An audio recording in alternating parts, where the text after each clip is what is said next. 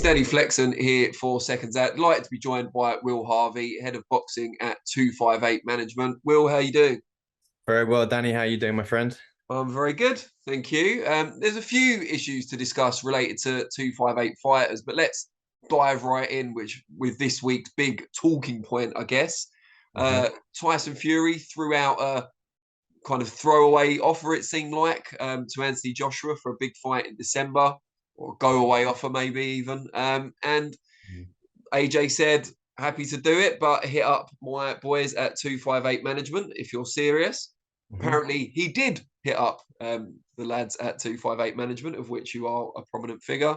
And it seems closer than we expected it to be at this point. What's the latest? What can you tell us?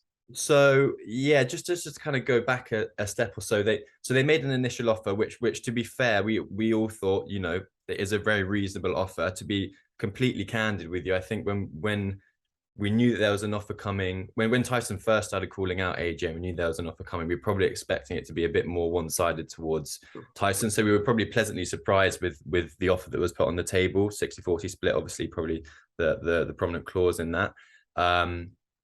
There was at the end of last week, we did go back with a few things that we tried to negotiate on, particularly around the rematch clause and stuff like that. The date obviously was not, it's not an ideal date for us timing wise. For AJ, it's probably a bit sooner than we'd like.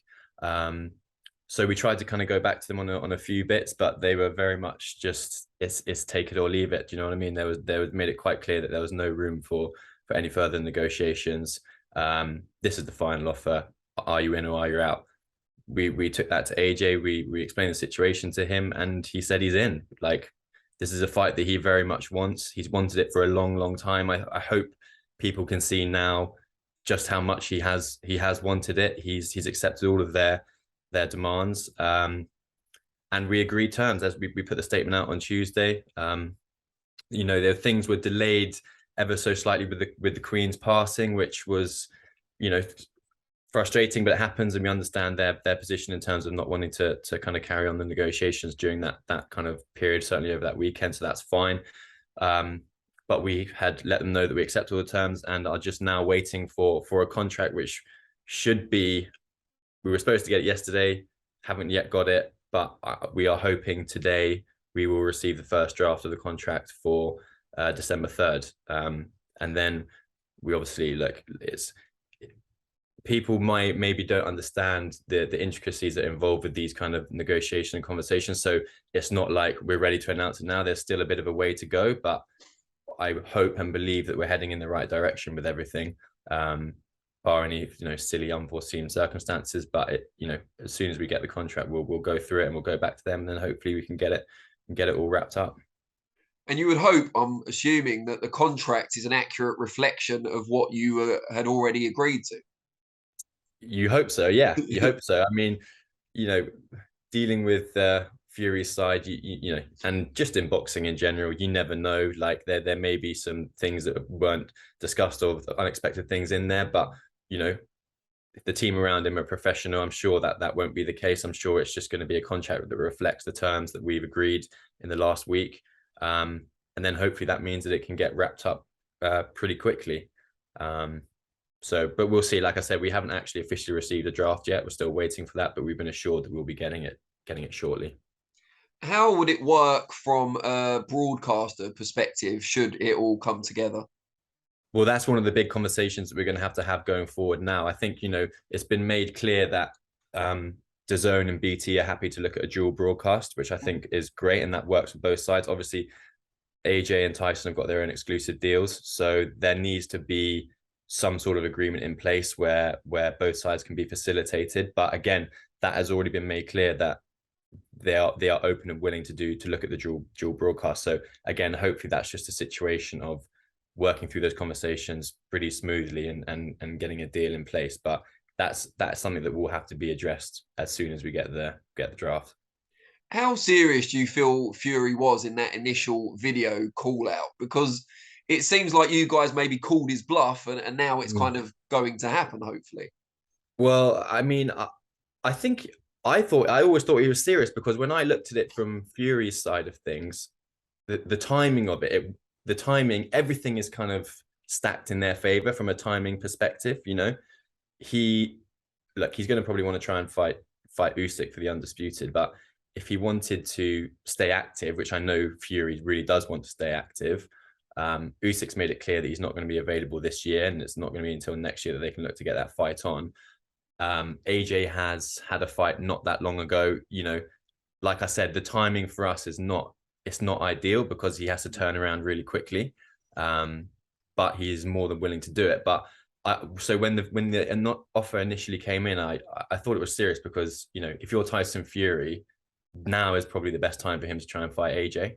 So I always kind of took it seriously, to be honest. And then, like I said, when the offer actually came in and we looked at the commercial terms, then we knew it was a serious offer because it suggested to us that they wanted to actually get a deal done. You're clearly concerned that it's a little too soon in terms of the date. I think Robert Garcia, we spoke to in Vegas last night, he's a bit concerned about exactly the same issue. What has AJ kind of told you guys to override those concerns? Well, do you know what it is, Danny? At the end of the day, he's gonna make the decision about when he wants to fight. Like, it's not a problem. It's just not ideal. Like he is rested and he can go into a training camp now ahead of a December 3rd fight. Like, he's fresh. You know, he's not old. He's in his physical prime. Like, his body can take it. It's just not ideal from a timing point of view. But he just wants the fight. He just wants the fight to happen. Like, we've tried to make this fight 2 or 3 times now for various very frustrating reasons outside of our control.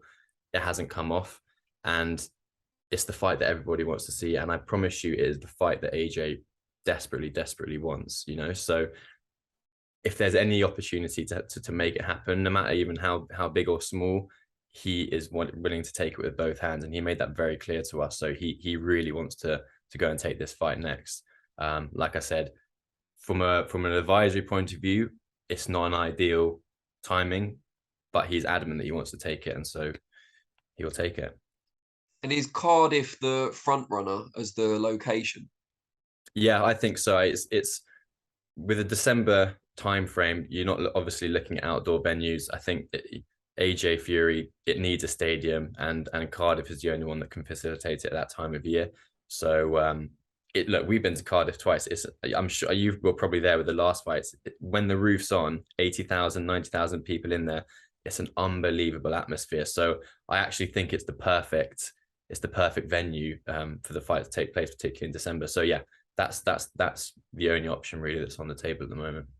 I think a lot of fans will be relieved to hear that, given the recent heavyweight fights, not just Joshua, but other fights taking place in the Middle East, that an all British super fight is going to take place in Britain.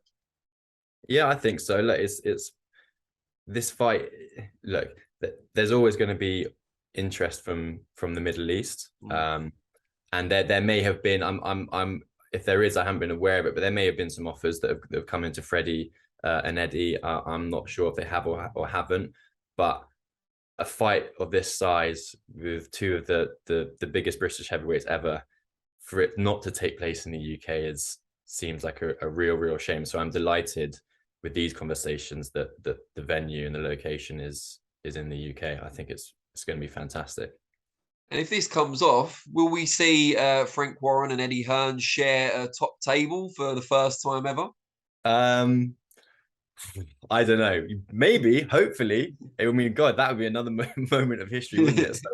So I would love to see it. It would be an interesting dynamic to watch for sure. So we'll have to wait and see. But look, if we can get it made, I can't see any way in which those two guys aren't going to want to be fully involved in the promotion at every level. So I'm sure we will finally get to see that matchup as well. Great stuff. Now, moving on from that huge fight, which we hope you get the contract today. Fingers crossed. Fingers crossed. But yeah, another element, and this one also involves Frank Warren, is that Joshua Buatsi was nominated to fight an eliminator by the WBA against Jean Pascal. A very intriguing fight, kind of an ideal fight in my view for Buatsi before he fights for a world title. But it was the purse bids for that were won by DeBella Entertainment. They outbid Matchroom, who usually work with Buatsi. And Yep. Lou DiBella has signalled his intent to stage the fight in the UK, working with Queensbury Promotions, Frank Warren's group. Yep. What's the latest on that situation? So we've actually got a draft of about contract through for that fight, of which we will go through and go back to them in due course. The main kind of issue that we want to iron out first is around the VADA testing. Now, look, Pascal unfortunately has had a bit of a checkered past in terms of performance enhancing drugs. So for us, a massive caveat of taking this fight is going to be that both fighters are on VADA testing. Buatsi's already signed up and enrolled.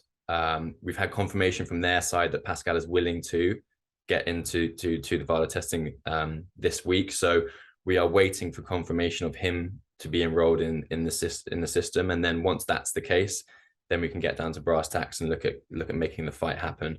We're looking at probably late November dates, so not too far away. So things are moving forward. We're having conversations with the Bella's side. We're negotiating those contracts, but we just need, first and foremost, really before we do anything, the confirmation that Pascal's enrolled in the VADA testing program, as Buatsi has. We actually submitted his papers earlier this week, and he's now enrolled in it. So once we get that cleared away, then we can get down to finalizing it all. But fingers crossed, it's all a smooth process and we get it made, because I agree with you, Danny. I think it's an IBF eliminator, but I think Sorry, that I think you said WBA. Apologize. but it's the perfect fight for Josh. Look, the Bivol fight didn't come off, and that was really frustrating for all sides involved. I mean, I think, look, Virgil said it, in an ideal world, in hindsight, maybe Buatsi would have one more before a Bivol fight. But I think when the fight of that magnitude comes around, an opportunity like that comes around, it's very hard to turn it down. But things didn't go our way with the WBA. It is what it is. And actually, the silver lining is that now Josh does get that one more before stepping into a world title fight. And I think Pascal is that perfect stepping stone before you step up into the big boys. So actually, it was a frustrating period with Josh not being able to get it made, but I think actually in hindsight it's worked out well and worked out for the best, because in terms, like, I think Josh has been moved very well. He's been matched very well, and he's made the right steps at the right time. And I think this is just that final step that he needs to take before he's ready to jump in with one of the big guys. Any kind of awkwardness at all that he's spent his career on matchroom shows, and now his biggest fight to date will be on a Frank Warren show on BT Sport, presumably? Yeah. No, look, Matchroom are professional. They understand the game. It's a great opportunity for Josh to get himself into a mandatory slot, and then once Josh is mandatory, then they can look at making, world title fights are there for him to be made for him. So I think Matchroom see it from a long-term perspective. Like, I mean, again, on this one, I don't know if Eddie and Frank will end up being on the same table for this one. So, like, obviously, their past of working with each other is not great. But look, they see the bigger picture. They're professionals. So to be honest, there's been no problem from their side in terms of Josh taking the fight with Pascal. They see the benefit for his career, and they're fully behind it, and they're fully supportive of it. So let's hope that we can get that one squared away as well. Great stuff. Before I let you go, I wanted to talk about Frazer Clarke, who was out a couple of weeks ago, drew a fair amount of criticism about the opponent and how overmatched the guy was. Frazer got rid of him as quickly as he could, which is what you would expect. And I know he's back out at the end of next month now. How much input do you guys have on the matchmaking side of things? So we look, first and foremost, Frazer's right. 258 and Boxer jointly have to take responsibility for that situation. Frazer will only fight who's put in front of him, and anyone that's put in front of him, he will fight. So yes, it's not Frazer's fault. I have to say, I was really, really disappointed with actually just the level of commitment and effort that opponent put in. So the way that works, that we will suggest names, obviously, that we want to put Frazer in with. Now, the reality is, at the start of a fighter's career, particularly when you're someone with the experience and with amateur experience of Frazer, it is very, very hard to match him appropriately in the first kind of few fights when he's still doing 6-rounders.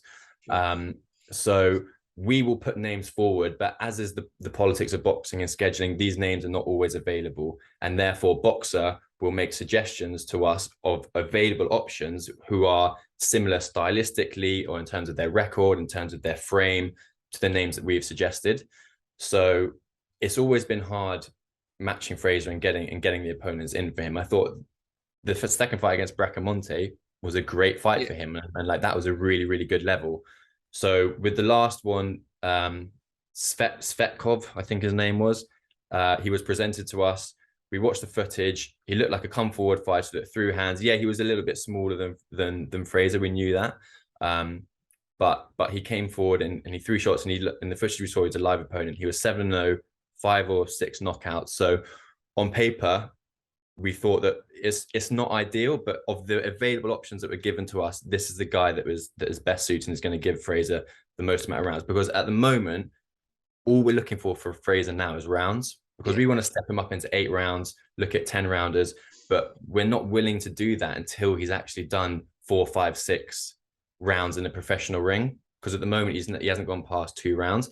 And I know people say he's got a vast experience, which he does, but I can't stress when you speak to these fighters, when you're under the lights in a professional ring, those 6 rounds are different to when you're boxing as an amateur. The way in which you manage your energy, your output, like the pressure, it changes. It's something that you really need to get used to. So we're not going to step Frazer up into those 8, 9, 10, or 8, 10 rounders until he's done a few more rounds at this stage of his career. So we wanted the last guy to be that, but I just think that it was so clear when he got in there and the bell went, the first shot or 2 that Frazer threw, he just didn't want to be there. And that sometimes happens, unfortunately, when you get these journeymen in. So like, it was frustrating, not Frazer's fault. 258 and Boxer will take joint responsibility for it. We're a team.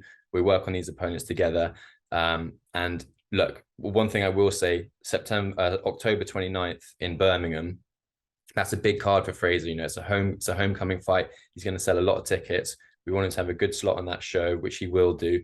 But in order to do that, he needs to be boxing a good name and someone that's going to give him the rounds, and actually going to give him that experience under the lights. So we've got a couple of names which I won't mention now, because again, I don't want to get people excited and then politics kicks in and inevitably they don't come through. But there will be a good recognizable name with a respectable record for him for his next fight, and we just hope that he can go the 4, 5, maybe even 6. Like if he went 6 rounds in October, I would be delighted, because then we can kick on. He just needs to get a few more rounds under his belt before we do that. So October will be a proper step up. Do you find the asking prices go up when opponents find out it's Frazer they're boxing? Yeah, that's part of that's a massive problem. As soon as they see the name Frazer Clarke, elite amateur, they're not willing to get in the ring for the normal fees. I won't mention certain fees and stuff like that they're paid, but they are always asking for more, which again makes it a lot harder, because Boxer have got budgets they need to work to, etc. Like if it was down to me, we just get them in. Like I don't really mind, but I understand that Boxer are running a business and they're running a show, so it's not always possible. But yes, that is one of the many issues that we face, is that they are automatically asking for more money. And like I said, I just think, especially at this stage of his career where he's fighting the kind of the journeyman level type fighters, they're either looking to survive or they're looking to just get in and get out as quickly as possible, which is why, again, we need to step Frazer up, and we will be stepping him up. I just want him to get more than 2 rounds under his belt before he does that. Has Sokolovsky been considered? He's someone that obviously gets mentioned a lot with every heavyweight prospect in the UK. Like Sokolovsky is the perfect opponent, because again, the people that don't really understand boxing might say that he's got like he's had like 50-60 record fights, and he's lost a good amount of them. But Sokolovsky is someone that gives you rounds, so he's a perfect opponent. We approached him. We actually had him teed up for this one, but he got injured in his last fight, so he said he's not available. For example, I like the Kevin Johnson fight. It's a big name. He's boxed at a good level. He's probably not what he obviously used to be, but he can give you rounds. He's really still durable, known for being durable, isn't he? Yeah, exactly. So So someone like that, and that's a name that the fans can kind of get a little bit excited about. And I believe Frazer goes and stops Kevin Johnson. And actually, if you stop Kevin Johnson, that is a statement, because he usually goes around. He's gone the rounds with loads of people. There's only a handful of people that have stopped him. AJ, Dubois, maybe Bacoli, I think, stopped him, but there's not that many fighters. So actually, you go and stop Kevin Johnson, that's actually a real statement. And it was the same with Bracamonte. You know, I think to stop Bracamonte in the way he did was a statement. So we just need these kind of names now for Frazer that are going to give him those rounds, those professional rounds, and then we can look to step him up. I want Frazer to be fighting for a British title in his 10th fight. That's what we've set down as a team and planned out. So he's about to be 4 fights in. You give him 2 or 3 more fights across 6-8 rounds, and then you try and step him up into eliminators and position him for a British title shot in 10 fights. So that's the time frame we're working on. He'll be moved as quickly as we think he needs to be moved. We're not going to rush. I know everyone's scrambling for him to be moved really, really quickly, but I think if we can have Frazer box for a British title in 10 fights, that's going at a good rate, and I think that's very, very achievable for him. Who do you think will be the British champion at that point? The vacant title should be disputed in November between Nathan Gorman and Fabio Wardley. Yeah. So what I thought Wardley was the champion. Is he? He's never been a champion, has he? No, he's the English champion, but not the British. English, right? So him and Gorman are boxing for the vacant one. When are they doing that? November. There's not been a date announced yet, but they've both said it's likely to be November. So maybe it's. I don't know what the plan is with Gorman. How quickly, like Gorman? I mean, not sorry, with Wardley. I don't know how, because Wardley hasn't got a huge amount of experience, has he? I don't know if they're going to want to move him up to like European and beyond, or go Commonwealth, or maybe have a few defenses. I see if Gorman wins, I see him moving on quite quickly. But I love the Wardley fight for Frazer. I think that's a great fight. I'd love to see it. Both 2 good characters would sell it well. I'd really like to see that. But you don't know. So time frame wise, I think Frazer probably wants to look sort of towards the back end of next year. He'll be looking at a British title fight. So yeah, if it's Wardley, if it's Gorman, whoever, he'd be ready and willing to jump in with anybody. So we'll just have to wait and see who it is. But that's the time frame we're working off. I think it's very achievable. Good stuff. And just finally, anything planned for Derek Chisora? I think you talked about some possibilities last time we spoke, but nothing since then. No, well, we were trying hard to make the Fury fight. We really did want to make the Fury fight, but it doesn't look like that's going to happen now. So with Dell, look, he wants to fight. He wants to stay as active as possible. He wants to fight before the end of the year. Is that going to happen? We'll have to wait and see. We're having a few conversations. There's a few different options that are put forward to him, that have been put forward to us. But it's just about getting the right name for the right money at the right time for Dell. So we're working through that now, but there's nothing really major to update on Derek, other than the fact that he definitely wants to box this year. And if he doesn't, I suspect it will be early next year when he's next out. Good stuff. Will, always a pleasure. Hopefully the contract arrives today and it all gets signed and sealed as quickly as possible. Yeah, let's hope so, Danny. And we'll catch up when it does. Yeah, well, you said off camera you'll let me know. I'll be the first to know. Wasn't that what you said? Yes, yeah, exactly. Yeah, as always. Before AJ. Yeah. I'll let AJ know, don't worry. Yeah, all right, thank you. Good stuff. All right, cheers, mate. I'll speak to you soon. Danny. See you in a bit. Bye-bye. Bye-bye.